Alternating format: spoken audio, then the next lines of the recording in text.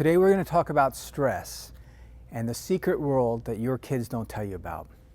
My name's Wiseman, and I will be speaking of the number one concern voiced by your kids, and that's stress. I'm the president of Wiseman Gifts. I'm on the Contra Costa County Suicide Prevention Board.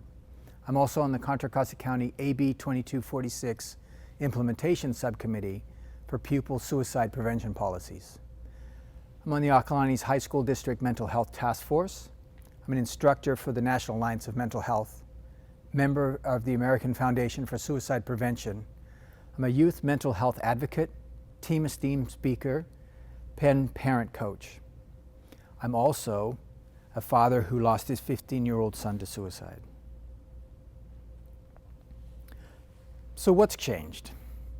School's nothing like it was when we were going. We could take a test or bomb a quiz, and there was no school software monitoring it to notify our parents that we'd done that. We could also have a bad afternoon, say something stupid, and it wouldn't get broadcast to the rest of the world. We're living in a post-9/11 world, and Susan Schrobdoff of Time magazine had an article in October of last year that describes this post-9/11 generation being raised in an era when economic and national insecurity. They've never known a time when there wasn't terrorism or school shootings, and they grew up watching their parents suffer a severe recession. Perhaps most importantly, they hit puberty at a time when technology and social media were transforming society without guidelines. They're a digital generation. One slip up and their whole life and all their little secrets are revealed. In fact, the Royal Society for Mental Health has named Instagram as the worst app for mental health that's ever been developed, followed closely by Snapchat. So the freedom of expression that these kids have is nothing like what we did. I think we can all agree that that ability to share your concerns or contrary opinions has really been eroded over the last 10 years. Now we'll just talk a little about what is stressing out our kids, right? So for this, I took some information from the Palo Alto Medical Foundation, and they just said, what are some of the things that kids are stressed about? Well, about 9% are just stressed about other things, something we can't really categorize. 4% are stressed about sports, 8% about time management, being overscheduled. 9% their social life, 15% are worried about their parents and their family dynamics. But 55% are stressed out about their grades and college. That's what's troubling them. And now who's this affecting, right? How's this showing up? So it's showing up in some really, really alarming statistics. And I'm going to talk about some suicide statistics. So the number one cause of death for college students and high school students and middle school students is accident. The number two cause of death for college students is suicide. The number two cause of death for high school students is suicide. And for the first time ever, the number two cause of death for middle school students is suicide. This is really alarming. And we're heading in the wrong direction. Just this month, CDC released some more statistics that have shown that hospital room emergency visits for suicide-related injuries has gone up 100% in the past decade. So we're heading in the wrong direction. And what do these numbers mean, right, when we talk about this? Well, it means that on the California Healthy Kids survey that they take all over the state, they have some stress measurements in there. They found that 24% of our 11th grade boys are exhibiting signs of clinical depression. But our 11th grade high school girls, it's 40%. So for boys, that's 1 in 4. For girls, we're approaching every other girl is struggling with this. In the schools, aside from sickness, the number two reason for absence is lack of sleep from overscheduling. Because our kids are experiencing something called FOMO. That's the fear of missing out. So if they don't go to the right party, if they don't turn in this assignment, if they're not on the right team, if they skip a practice, they've missed out. And there's a pretty heavy penalty they have to pay for that. The lack of sleep affects them in so many different ways. It affects their self-esteem, the ability to concentrate. It often leads to depression, which then can lead them to experimenting with drugs and alcohol to kind of self-medicate themselves. And that fear, I said that fear, that secret that they don't want you to know about, it's the fear of letting you down. That's the biggest fear they have, of disappointing you as a parent, doing something where all your sacrifices have been for naught.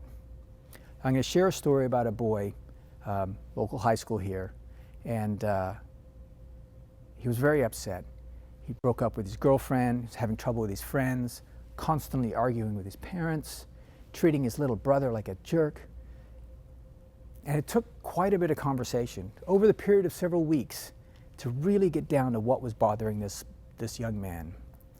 What was bothering him was that he only managed to get into a UC school. The expectation was he would go to an Ivy League. And by only being able to get into UC, he felt that he had completely let down his family. 20 years of his parents' efforts was for naught.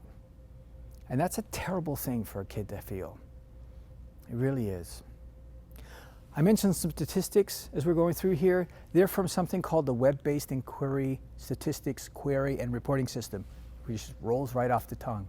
It's known as Whiskers, and it's put out by the CDC. If you'd like to check out any of these facts or read more about what's going on with our kids, this is a great resource. So we could talk about the stress responses. And males and females, of course, respond differently.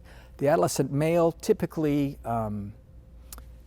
they use active distraction, sports, physical exercise, but they're also more likely to develop aggressive or violent behavior as a way of dealing with their stress.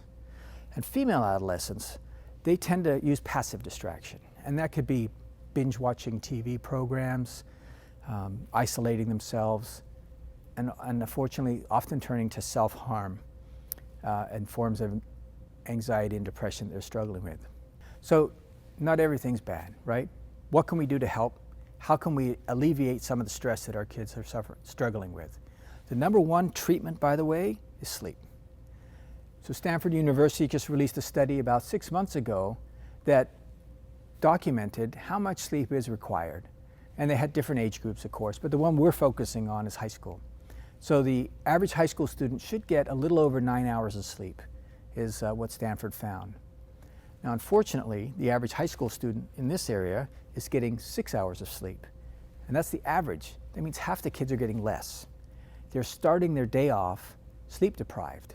If we can have them start their day off on the plus side of 6, we're giving them a leg up just on general mood.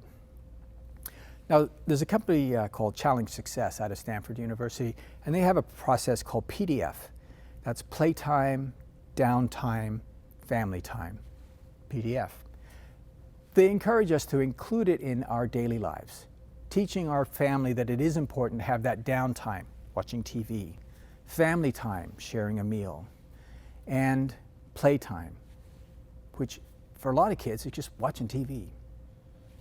And that's great.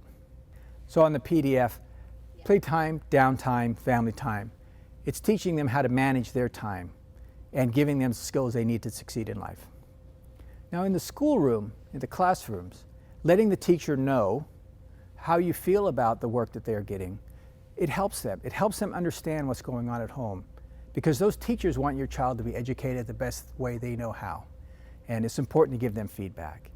At the district level, letting the superintendents and so forth know that you're concerned about it also is very helpful. It helps them understand what they can do to help the children in our society. Now in the field I mean like sports. So I've heard that volleyball does not cure cancer, but I'll tell you what it does cure. It really is an outstanding field. So I've heard volleyball doesn't cure cancer, but what it does provide is an important outlet for stress. It also provides winning and losing scenarios that your child will grow from. So talk to the coaches about the pressures they're under, the practice schedule, and a balance. spreading this out a little further to the community, you could be an agent of change, not just paying lip service to trying to reduce the stress our kids have. It's different roles you can assume. You can be a facilitator, someone who brings in resources to help the school and the students understand better ways to deal with the stress. You can be a planner, someone who works with the district or the school itself, planning events such as parent education nights or stress buster days to help them. Or you could be a cheerleader, just supporting the people that are out there doing this already. So to find out more about their secret world and how to communicate so it's not a secret anymore, you can contact me, Graham Wiseman, at wisemangifts.com. That's wisemangifts.com. You can watch more of these Teen Esteem presentations, or better yet, attend one of our Teen Esteem parent nights. Thank you.